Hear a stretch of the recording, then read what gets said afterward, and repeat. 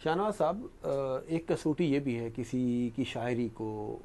یا اس کے پیغام کو پرکھنے کے لیے کہ وہ کتنا آفاقی ہے، اور وہ معیار یہ ہے کہ ہر عہد میں اس کی شاعری، اس کے پیغام اس عہد کی ضرورتوں اور حالات سے ایک مناسبت رکھتے ہیں۔ میں آج بھی جب دیکھتا ہوں کہ سوشلزم کے ڈاؤن فال کے بعد جب ہم دیکھتے ہیں کہ پورا مغرب سرمایہ دارانہ نظام کے خلاف کھڑا ہو گیا ہے، اور اس وقت ایک عجیب و غریب کیفیت ہے، یہ تو نہیں پتا کہ یہ اونٹ کس کروٹ بیٹھے گا، لیکن جو ایک بے چینی مغرب سے ظاہر ہوئی ہے اس کا ادراک آپ کو بھی ہے، مجھے بھی، اور پوری دنیا اس کو دیکھ رہی ہے، ہر روز ٹیلی ویژن پہ دیکھتے ہیں۔ اور اقبال یہاں کہتے ہیں کہ تمہاری تہذیب اپنے خنجر سے آپ ہی خودکشی کرے گی، جو شاخ نازک پہ آشیانہ بنے گا ناپائیدار ہوگا۔ تو آپ سمجھتے ہیں کہ یہ جو حالات اب ہم دیکھ رہے ہیں مغرب کے، اقبال نے یہ شعر اسی وقت کے لیے کہے تھے یا اس سے مراد کچھ اور ہے؟ جی، اقبال کی شاعری کا ایک بہت بڑا وصف، جو ظاہر ہے کہ ہر بڑی شاعری کا وصف ہوتا ہے، لیکن اقبال کے ہاں یہ بات بہت زیادہ نمایاں ہے کہ اقبال کی شاعری یعنی پیشن گوئی کی شاعری ہے۔ یعنی مطلب یعنی جس وہ وصف کے جو ہم یعنی پروفیٹک ٹریڈیشن سے ہم لوگ وابستہ کرتے ہیں کہ بھئی ایک بات کہہ دی گئی اور وہ پھر آپ نے دیکھا کہ 10 سال کے بعد، 50 سال کے بعد، 100 سال کے بعد وہ رونما ہوئی۔ تو اقبال کی شاعری کا ایک بہت بڑا وصف یہ ہے کہ اقبال نے اس دنیا کے مستقبل کے بارے میں بہت ساری باتیں پیشگوئی کے طور پر کہیں، اور ہم دیکھ رہے ہیں کہ اقبال کی باتیں یک کے بعد دیگر ثابت ہوتی چلی جا رہی ہیں۔ مثلا اقبال جب یہ کہہ رہے تھے کہ امت مسلمہ بیدار ہو رہی ہے اور وہ اپنے سیلف کو پہچان رہی ہے اور وہ ایک نئی دنیا تشکیل دینے کی طرف بڑھ رہی ہے، تو یہ کون سوچ سکتا تھا کہ یہ ہونے والا ہے؟ اس لیے کہ پوری امت مسلمہ جو تھی وہ تو یعنی گویا نوآبادیاتی نظام کے شکنجے میں جکڑی ہوئی تھی، اور اس بات کا کہیں دور دور تک امکان نہیں تھا کہ یہ امت مسلمہ کو اس شکنجے سے نجات ملنے والی ہے۔ اس لیے کہ اقبال کی شاعری کا وہ حصہ کہ جس کو آپ پہلی عالمی جنگ سے پہلے کا حصہ کہتے ہیں، یعنی 1914 کے سے پہلے کا حصہ کہتے ہیں، تو اس وقت تک تو پہلی عالمی جنگ بھی نہیں ہوئی تھی اور دوسری عالمی جنگ بھی نہیں ہوئی تھی، اور نہ ان کے امپیکٹ سامنے آئے تھے، اور نہ کوئی یہ سوچ سکتا تھا کہ مطلب یہ نوآبادیاتی طاقتیں اتنی کمزور ہو جائیں گی اور اتنی ناتواں ہو جائیں گی کہ یہ لوٹنے پر مجبور ہو جائیں گی اپنے مقبوضات سے۔ لیکن اقبال کی جو بصیرت تھی، اقبال کی جو نظر تھی، وہ زمانوں کے اس پار دیکھ رہی تھی، اور وہ دیکھ رہی تھی کہ یہ تو منہدم ہونے والا ہے۔ تو ایک بات تو یہ ہوئی کہ اس نے مسلمانوں کی آزادی کا خواب دیکھا، اور وہ صحیح ثابت ہوا، اور خود بر صغیر کی ملت اسلامیہ نے اقبال کے خواب کے مطابق دنیا کی سب سے بڑی اسلامی مملکت تشکیل دی۔ ٹھیک ہے، پھر آپ نے اقبال نے افغانستان کے تعلق سے جو کچھ کہا، بے شک مطلب انہوں نے اس خطے کے تناظر میں افغانستان کو جتنی سینٹرلٹی فراہم کی، مطلب اقبال جو ہیں وہ ہند کے ملا کا تو مذاق اڑاتے ہیں کہ ملا کو جو ہے ہند میں سجدے کی اجازت، نادائیں سمجھتا ہے کہ اسلام ہے آزاد، لیکن افغانستان کے ملا کی وہ بے پناہ تعریف کرتے ہیں۔ مطلب انہوں نے کہا ہے کہ بھئی افغانیوں کی غیرت دین کا ہے یہ علاج، ملا کو اس کے کوہ دمن سے نکال دو۔ یعنی افغانستان کا جو ملا ہے وہ افغانستان کی روح ہے، اس کی اصل طاقت ہے، اس کا سبب ہے کہ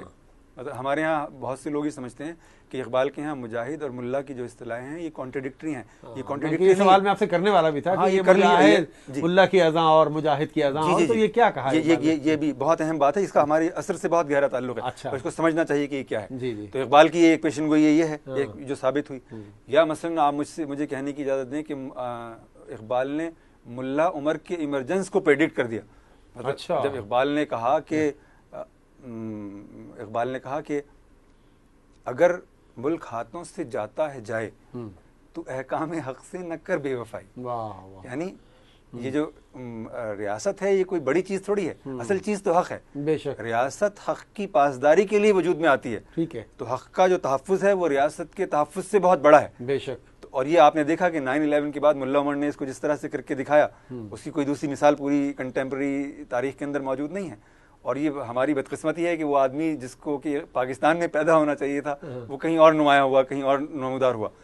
یہ اقبال کی پیشن گوئیوں میں سے ایک پیشن گوئی ہے۔ یا آپ اقبال نے سرمایہ دارہ نظام کے تعلق سے جو کچھ کہا، گیا دور سرمایہ داری گیا، تماشا دکھا کر مداری گیا۔ لیکن دیکھیں یہ جب اس طرح کے اشعار کہے یا وہ ہر خوشہ گندم کو جلا دو، جب یہ والی نظمیں کہیں تو اس کا ترقی پسندوں نے بڑا بھرپور فائدہ اٹھایا، اور زمانے میں بڑا یہ پروپیگنڈا کیا گیا کہ اقبال جو ہیں وہ ترقی پسندانہ خیال رکھتے تھے، اور وہ آپ اس پہ کچھ کہنا پسند کریں گے؟ جی، بڑے لوگوں سے تعلق کی دو صورتیں ہوتی ہیں، یا تو انسان ان کی طرح ہو جاتا ہے یا ان کو اپنی طرح کر لیتا ہے. صحیح. یعنی زیادہ بہتر طریقہ تو یہ ہے کہ ہم اقبال کی سطح پر اٹھ کر اس کو اپریشیٹ کریں. بالکل. اقبال کی سطح پر جا کر اس کو اپریشیٹ کریں. یہ تعلق کی صحیح صورت ہے. ٹھیک ہے. اقبال ہوں یا غالب ہوں یا میر ہوں یا مولانا مودودی ہوں, جی کہ ہم ان کی سطح پر جا کر ان کو اپریشیٹ کریں. لیکن جو لوگ یہ کام نہیں کر پاتے, پھر وہ یہ کرتے ہیں کہ ان کو گھسیٹ کر اپنی سطح پر لے آتے ہیں اور وہاں ان کو لا کر سمجھنے کی کوشش کرتے ہیں اور ڈسٹارٹ کرتے ہیں ان کو. تو اقبال کو جس نے اپنی سطح پر لا کر سمجھنے کی کوشش کی, اس نے اقبال کے پیغام کو, ان کی شخصیت کو ڈسٹارٹ کیا ہے. اچھا, جی جی بالکل. یہاں ایک سوال ہم اور لے لیتے ہیں, کیونکہ اب ہم عہد حاضر کے تناظر میں چیزوں کو سمجھنے کی کوشش کر رہے ہیں کہ یہ جدید دور میں دنیا بھر کے میڈیا نے ڈیموکریسی کو اتنا اسٹیبلش کر دیا ہے کہ لگتا ہے دنیا میں ایک ہی نظام ہے اور وہ ڈیموکریسی ہے, اور اس کے مقابلے میں کسی اور نظام کی بات ہی نہیں کرتے. اگر کوئی بات ہوتی ہے تو زیادہ سے زیادہ ڈکٹیٹرشپ کی یا آمریت کی ہوتی ہے. تو جبکہ میرا خیال ایسا نہیں ہے. خود اسلام ایک مربوط اور مکمل نظام پیش کرتا ہے, اور میں تو کہتا ہوں اسلام تو خیر وہ ایک آفاقی مذہب ہے اور وہ تو کرتا ہی ہے, لیکن ایون دنیا کے اور نظاموں کے جو ہیں وہ بھی بہت سارے سسٹمز پیش کرتے ہیں.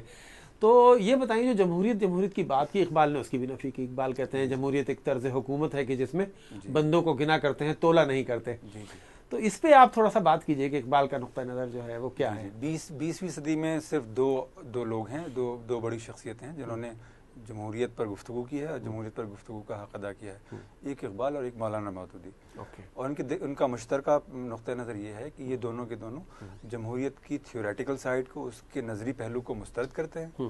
اور اس کے عملی پہلو کو قبول کرتے ہیں. اچھا, مطلب یہ ان کا مشترکہ معاملہ ہے. ٹھیک ہے. تھیوریٹیکل سائڈ کو اس لیے مسترد کرتے ہیں کہ جمہوریت کی جو نظری بنیاد ہے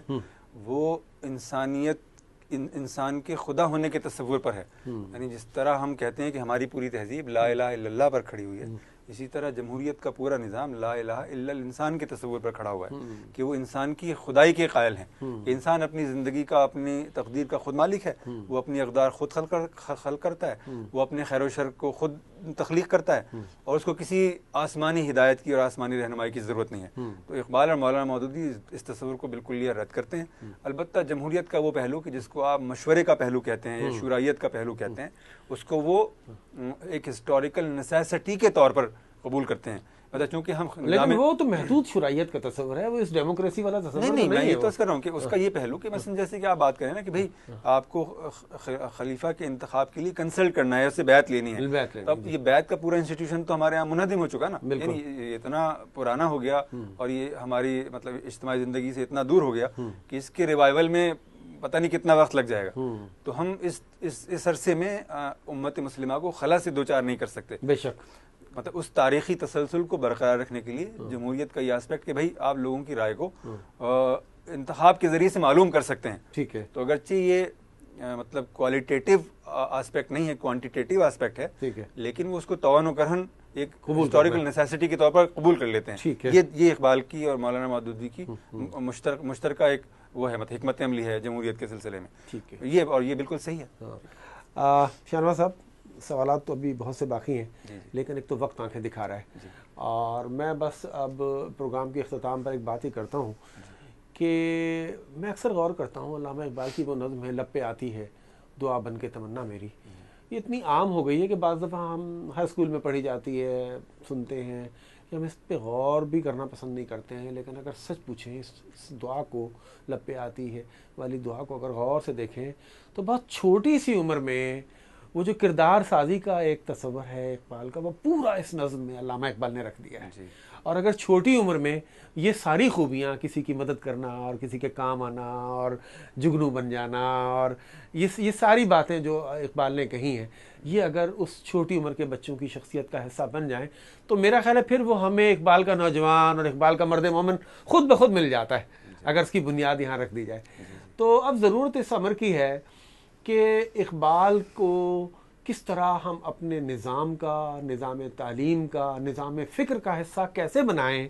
اس پر ایک مشورہ دے دیجیے اور اس کے بعد ہم اپنا پروگرام ختم کریں گے جی۔ جی اس کے 2-3 پہلو ہیں جی۔ ایک پہلو تو یہ ہے کہ ہمیں اقبال کو ہر سطح پر اپنے نصاب کا حصہ بنانا ہوگا، ٹھیک ہے، یعنی پہلی جماعت سے لے کر اور ایم اے کی سطح تک، ٹھیک ہے، مطلب یہ بالکل کرنا ہوگا 1 2 3 4 کر کے کرنا ہوگا، مطلب اقبال کو ہمیں بالاستیاب پڑھنا ہوگا، ٹھیک ہے، جزون نہیں بلکہ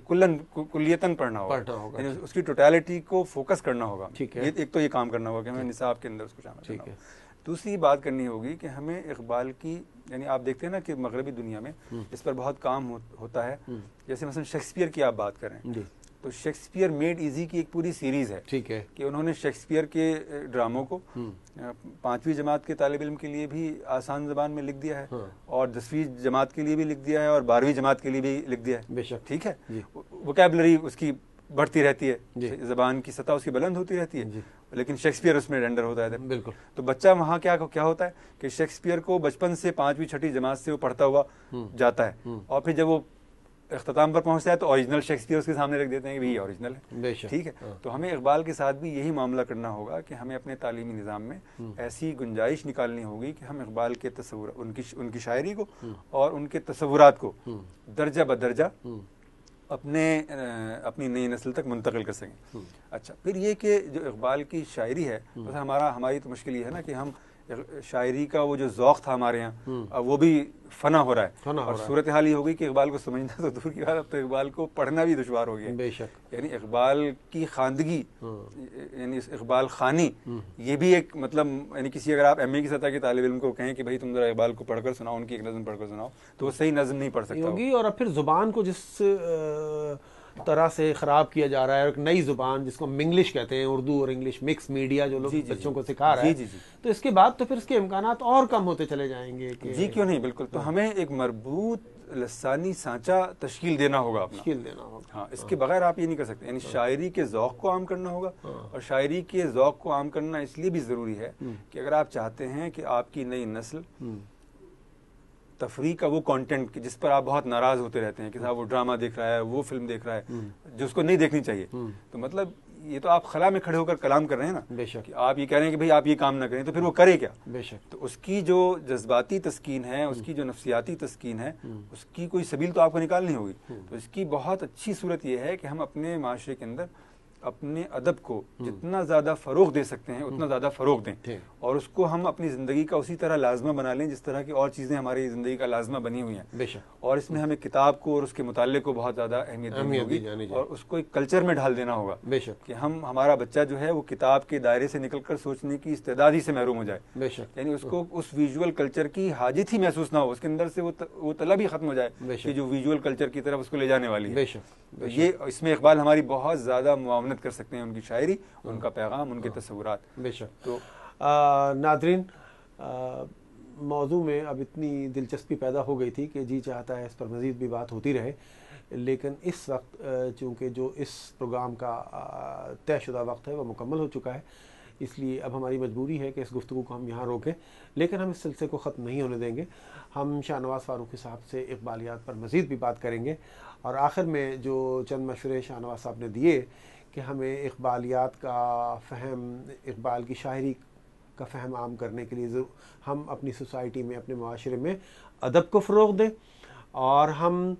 شاعری کو فروغ دیں، اور ہم لسانیت اور زبان کا جو معاملہ ہے، نہ لسانیت اس کو منفی پہلو میں نہ لیا جائے، لیکن جو زبان کا ہے کہ زبان کا فہم، زبان کو اچھا بولا جانا، اور زبان کو جو خطرات درپیش ہیں ان سے بچانا، یہ سارے کام بیک وقت اگر ہوتے رہیں گے تو اس صورت میں امکان ہے کہ پھر ہم اقبال کو بہتر طور سے لوگوں کو سمجھا پائیں گے۔ آج کی گفتگو ہم یہیں ختم کرتے ہیں۔ وما علینا الا البلاغ۔